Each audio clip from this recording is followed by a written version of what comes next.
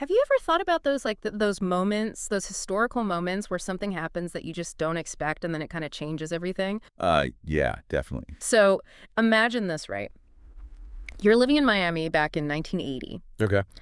and all of a sudden, like almost overnight, the city's workforce just explodes. It grows by 7%. Wow. That's a huge number of people. Yeah. It's like a whole new city's worth of workers just appearing in just a few months. In just a few months. Yeah, and this actually happened. It was the MARIEL boatlift. Oh, wow. The MARIEL Boatlift. Okay, yeah. Yeah, so between May and September of that year, 1980, something like 125,000 Cuban immigrants came to Miami, and about half of them ended up staying there for good. It's a massive influx of people. I mean, think about the impact on Miami's job market at the time. Exactly, and a lot of these new arrivals, they didn't necessarily have a ton of skills or qualifications. I mean, think about it. Mm. You're leaving Cuba, you're probably not thinking about your resume, you're just trying to get to safety. Right, of course, survival comes first. So you've got this big, sudden increase in the number of people looking for work, especially in those jobs that don't require a lot of training or education. Yeah, the less skilled jobs. I see where you're going with this. So today we're going to dive into a really important research paper. It's called The Impact of the MARIEL Boatlift on the Miami Labor Market, and it was written by David Card. Now picture this. You see all these new workers coming in, and they're mostly looking for the same kinds of jobs that a lot of people in Miami already have. What's your first thought? My first thought, honestly, I'd probably think, oh man, this is going to drive wages down, Yeah. and it's going to make it harder for people to find work, especially if they don't have a lot of skills or education. Right, and that's kind of the natural assumption, right? Like more workers means more competition for jobs, and that usually leads to lower wages and higher unemployment. Yeah, it seems pretty logical. Exactly, but here's the thing. David Card's research really challenges that assumption. And that's why it's such a fascinating deep dive for us. The big question he tries to answer is, did this massive influx of workers, particularly those without a lot of skills, actually have those negative effects on the people who are already working in Miami? Did it push wages down or make unemployment go up, especially for those who are less skilled? I see. So he's putting that common assumption to the test, using the Mariel Boatlift as a real-world example. Precisely. And what makes this event so useful for research is that it was like a natural experiment. I mean, it happened so suddenly, it wasn't something anyone could have predicted or planned for. So it gives us a really unique opportunity to look at the effects of immigration on a local economy in a way that you just can't do with those studies that focus on existing immigrant communities or compare different cities, because in those situations, there are so many other factors that could be influencing the results. That makes sense. It isolates the variable, so to speak. Exactly. So before we get into the impact of the boat lift itself, let's set the scene, right? Let's go back to Miami in the late 1970s. What was the job market like back then? Who are the main players, the different groups of workers? Okay, so even before 1980, Miami was a city with a lot of immigrants. In fact, in 1980, about 35.5% of the people living in Miami were born in another country. Wow, that's a lot higher than the national average at the time. Oh yeah, way higher. The national average was only about 6%.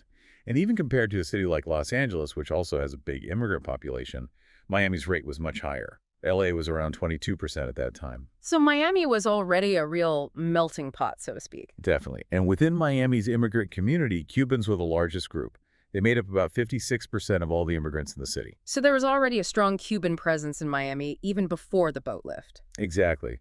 But of course, it wasn't just Cubans. There were also significant numbers of other Hispanic groups, as well as a sizable black population, which was about 17% in 1980. Got it. So you've got these different groups: white non-Hispanics, black non-Hispanics, Cubans, and other Hispanics. What kinds of jobs were they doing? Were they all kind of competing for the same positions? That's a great question, and it's something Card looked at in his research. He wanted to see how these groups were distributed across different occupations in 1979, the year before the boat lift. Mm-hmm. And what he found is interesting. Cubans and other Hispanics actually had pretty similar job profiles. They were more likely to be working in crafts and operative roles, jobs that involve making or fixing things, compared to both white and black workers. So they were kind of concentrated in those blue-collar type jobs? You could say that, yeah. Black workers, on the other hand, they were more concentrated in labor and service jobs, and they were less likely to be in managerial or professional positions. Interesting. So there were some differences, but were there also areas where these groups were kind of overlapping, competing for the same jobs? Yeah, definitely.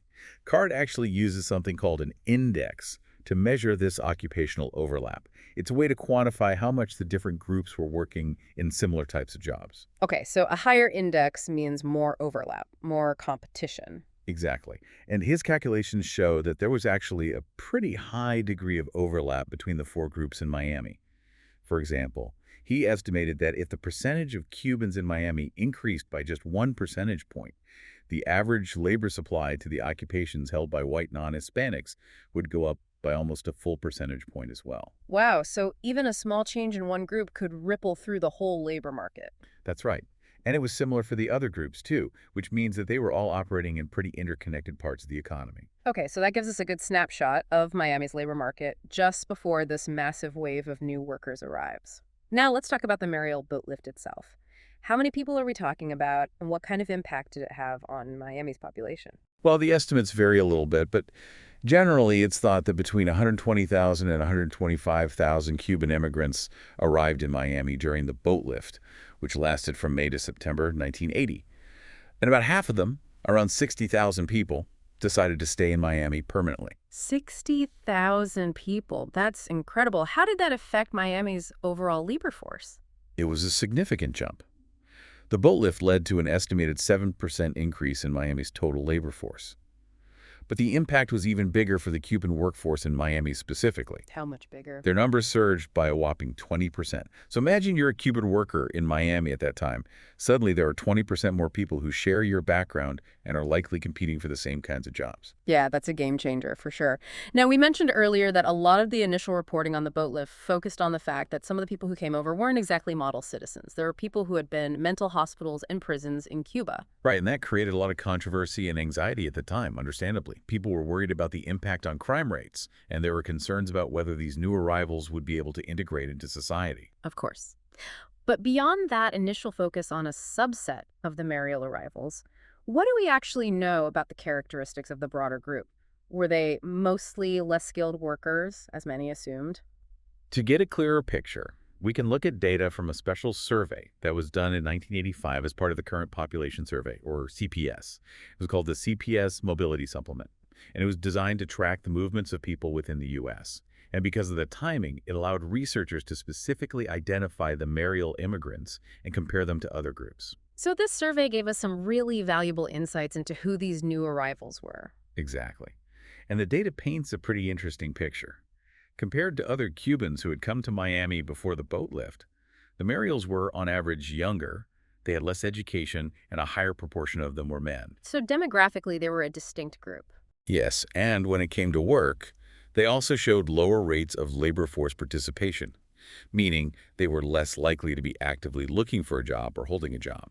And when they did work, they tended to be in lower skilled occupations, concentrated in those labor and service jobs that we talked about earlier. Right, those jobs that often don't require a lot of specialized training or education. And how did their earnings compare to other Cuban workers in Miami at the time?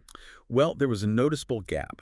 In 1984, the Mariel immigrants were earning about 34% less per hour than other Cubans. Now, some of that difference can be explained by factors like age, education, and gender. But even when you adjust for those things, the gap was still around 18%. 18% is still a pretty big difference. What do you think accounts for that remaining gap? Well, it's likely a combination of things. For one, many of the Mariel immigrants probably had limited English skills, which can obviously make it harder to find well-paying jobs. And they also had less time to get familiar with the U.S. labor market and build up those networks and connections that can help you get ahead. Right, it takes time to build up that social capital, those relationships that can open doors for you. Exactly. So they were facing some real challenges when it came to earning potential. Okay, so let's recap for a second. We've got this big group of new arrivals, many of whom are less skilled and are entering a labor market that's already pretty crowded. Now, the big question, the one that David Card really tries to get at in his research, is what effect did this have on the people who were already working in Miami, especially those who weren't Cuban? Did wages go down? Did unemployment go up? Right. That's the million-dollar question. And Card's findings are actually pretty surprising. They challenge a lot of the assumptions people made at the time.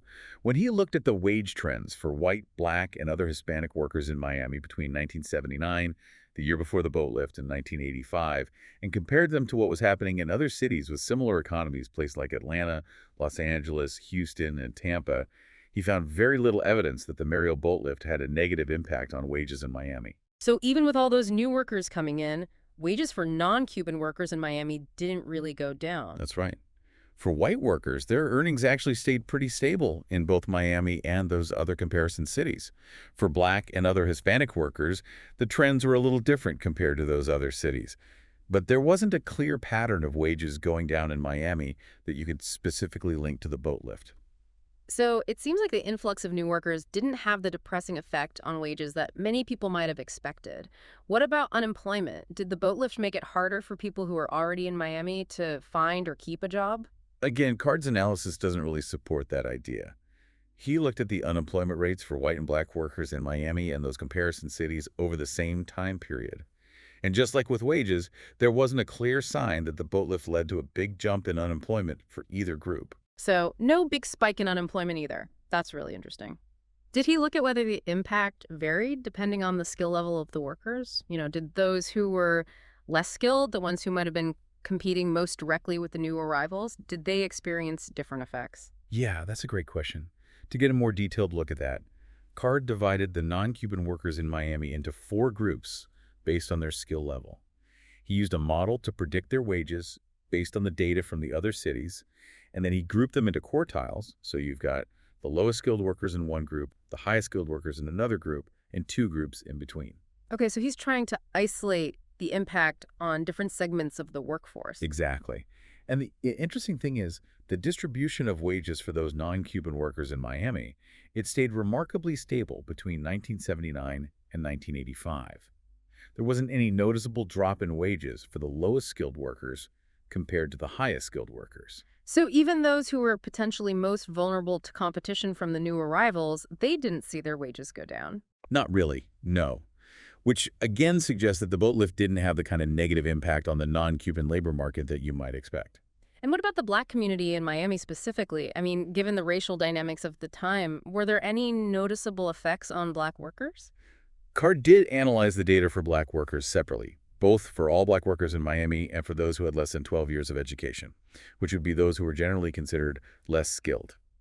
He compared their wages, their employment rates, and their unemployment rates to the data from the other cities. And while there was a slight decline in the employment rate for all black workers in Miami starting around 1982, the data on wages didn't really show a clear negative impact that you could attribute to the boat lift. And the changes in the unemployment rate were more in line with what was happening nationally during that time, which included a recession in 1982. So again, it seems like the boat lift itself wasn't the main driver of any changes in the labor market for black workers in Miami. Right. The overall picture is that the boat lift doesn't seem to have had a significant negative impact on the wages or employment of non-Cuban workers in Miami. Okay, so that's pretty remarkable considering the scale of this event. But what about the Cuban workers who were already living in Miami? They saw a 20% increase in the number of people who shared their ethnicity and were likely competing for the same jobs. What happened to their wages? You're right, that's a crucial point. And when Card looked at the data for Cuban workers in Miami, he did find a decline in their real wages. Between 1979 and 1985, their wages went down by about 9%. 9% is a pretty substantial drop, so it seems like the Cuban workers did experience some negative consequences from the boat lift. Yes, but it's important to understand why. Card's analysis suggests that this decline was largely due to what he calls the dilution of the Cuban labor force in Miami. Basically, the average wage for Cuban workers went down because you were adding a big group of new workers, the Mariel immigrants, who are earning less than the Cubans who are already there. So it wasn't so much that the wages of existing Cuban workers were being pushed down by competition from the Mariel immigrants. It was more that the overall average wage for Cubans went down because you were now including this large group of lower earning workers in the calculation. Exactly. It's an important distinction. And when you look at the wage trends for Cuban workers in Miami, broken down by skill level, you see that the decline was actually steeper for those at the lower end of the skill distribution. Which makes sense because that's where the Mariel immigrants were concentrated, right? They were mostly competing for those less skilled jobs. Right. And here's another interesting finding. When Card compared the wages of Cuban workers in Miami to the wages of Cuban workers in other parts of the U.S., he didn't find that the gap between those two groups widened in the years after the boat lift. So the Cuban workers in Miami weren't falling further behind their counterparts in other parts of the country. Right. And that further supports the idea that the decline in wages for Cuban workers in Miami was mainly due to the characteristics of the Mariel immigrants themselves, not because of increased competition that was pushing wages down across the board. Okay, so this is all fascinating stuff, but it raises a big question. How did Miami manage to absorb such a huge and sudden increase in the labor supply, especially of less skilled workers, without seeing those big negative effects on wages and employment that so many people predicted? What's the explanation? Well, there are probably a few factors at play. One possibility is what Card calls displacement. It's the idea that the arrival of all those new workers from Cuba might have actually slowed down the rate at which other people were moving to Miami, both people from other parts of the U.S. and immigrants who weren't Cuban. And if you look at the population growth rates, you do see that Miami's growth slowed down after the boat lift compared to the rest of Florida. So maybe some people who might have otherwise moved to Miami decided to go somewhere else instead. That's possible. But it's also worth noting that Miami continued to attract a lot of new immigrants after 1980, even more than before. So it wasn't that Miami became less attractive to immigrants overall. Interesting. So maybe it was more about a shift in the types of people who were moving to Miami rather than a decrease in the overall number. Yeah, that could be part of it. Another factor that probably played a role is the structure of Miami's economy. Even before the boat lift, Miami had a lot of industries that employed a lot of immigrants, often in those less skilled jobs. Think about things like the garment industry, construction, tourism. These are sectors that tend to have a high demand for workers who might not have a lot of formal education or training. Right, and those were sectors where a lot of Cuban immigrants were already working, right? Exactly. So when the Mariel immigrants arrived, they were able to find jobs in these sectors, perhaps filling some of those entry-level positions that were opening up as earlier Cuban immigrants moved into higher skilled roles. So it was kind of like a chain reaction with the new arrivals filling the gaps left by those who were moving up. Yeah, that's a good way to think about it. Oh. And there's one more factor that's probably important, and that's the fact that Miami already had such a large Hispanic population. Right, we talked about that earlier. Miami was already a melting pot. Exactly. And because so many people in Miami already spoke Spanish, it likely made it easier for the Mariel immigrants to integrate into the community and the workforce. Even if their English wasn't great, they could still communicate with a lot of people, which would have made it easier to find jobs and get settled. So it seems like Miami's unique circumstances, its existing immigrant communities, its particular mix of industries, created this environment where it was able to absorb this massive influx of new workers without seeing those big negative impacts that you might expect. Yeah, that's a good summary. It's kind of a perfect storm, in a way. Okay, so what are the big takeaways here? What does the Mariel Boatlift tell us about how immigration can affect a local economy? Well, I think the biggest takeaway is that it's complicated. The Mariel Boat Lifts was a really unique event, and the way it played out in Miami might not be generalizable to other situations. But I think it does challenge some of the assumptions that people often make about the economic impacts of immigration. It suggests that under the right circumstances, a local economy can actually absorb a large influx of new workers, even less skilled workers, without seeing those big negative effects on wages and unemployment that people often worry about. Right, so it's not a simple equation of more workers equals lower wages and fewer jobs. Exactly. There are a lot of other factors that come into play. Yeah. And I think the Mariel Boat Lift highlights the importance of understanding the specific context, the particular characteristics of the local economy, the demographics of the existing population, the types of jobs that are available. All of these things can influence how a wave of immigration will play out. And what about for the listener, for someone who's thinking about this today? What can we learn from the Mariel Boatlift that might help us understand the current debates about immigration and its economic impact? I think the Mariel Boat Lift reminds us that there's no one-size-fits-all answer when it comes to immigration. The way it plays out in one place might be very different from how it plays out in another place. And it also reminds us that the immediate effects of immigration might not be the same as the long-term effects. In the case of Miami, it seems like the city was able to absorb the Mariel immigrants relatively smoothly, but it's possible that there were longer-term effects that we don't fully understand yet. That's a really good point. And it suggests that we need to be careful about making sweeping generalizations about the economic impact of immigration. Each situation is unique, and we need to take the time to understand the nuances before we draw any conclusions. So for all of you out there who are interested in this topic, I encourage you to do your own research. Look into the latest studies, look at what's happening in different communities around the country and around the world. The Mariel Boatlift is a fascinating case study, but it's just one piece of a much larger puzzle. Well said. I think it's also important to consider the role of government policies. How do different policies affect the integration of immigrants into the labor market? How do they impact wages and employment for both immigrants and native-born workers? These are complex questions, and there's no easy answer. But by studying these issues carefully, by looking at the evidence, we can hopefully move beyond the rhetoric and have a more informed debate about immigration and its economic consequences. Absolutely. And that's what we're all about here on the Deep Dive. We want to help you understand the complexities of the world around you, to encourage you to ask questions and to think critically. So keep learning, keep exploring, and we'll see you on the next dive. Until next time.